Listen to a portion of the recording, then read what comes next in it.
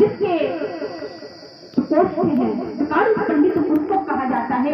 कम शैलियों में जो तत्पर्ण निपुण होता है उसको पंडित कहते हैं। तो आज केवट कहता है भगवान अपने भैया लखनलाल को रोकिए। मल्ला कहने लगता है हमारी जात में भी एका है, मैं भी आपसे एक और बात कह रहा हूं। एक बड़ा सुंदर पद आया है क्योंकि जातियों की कुछ पहचान बताई गई है कि ब्राह्मण की पहचान होती है उसकी बोली से, और क्षत्रिय की पहचान होती है उसकी गोली से, और वैश्य की पहचान होती है उसकी थैली से, और शूद्र की पहचान होती है उसकी टोली से।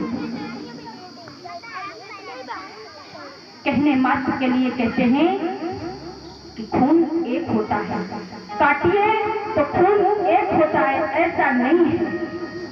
मेरी समझ में तो ऐसा नहीं है।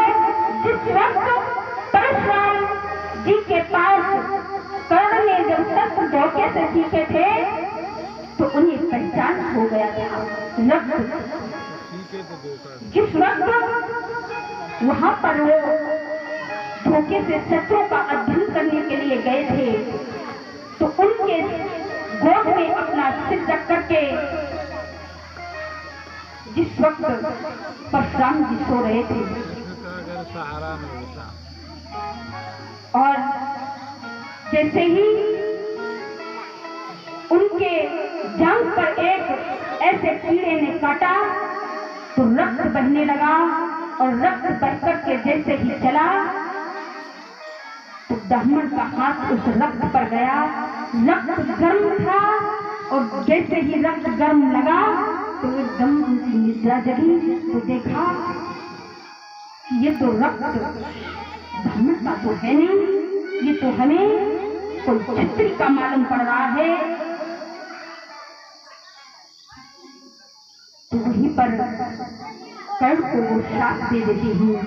कहते हैं कि आपने जैसे ही मुझसे धोखाधड़ी से शस्त्र सीखे हैं उसी प्रकार से पृथ्वी पर आपने मुझे शहीद कराया है।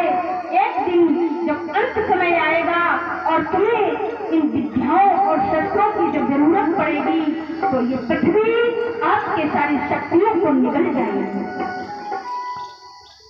ऐसा श्राप दिया था। बल्कि ब्राह्मण परशुराम जी से शस्त्र सीखे थे धोखाधड़ी से। रथ का पहिया जो रण में न फंसता तो बड़ सीने पे मारा न होता।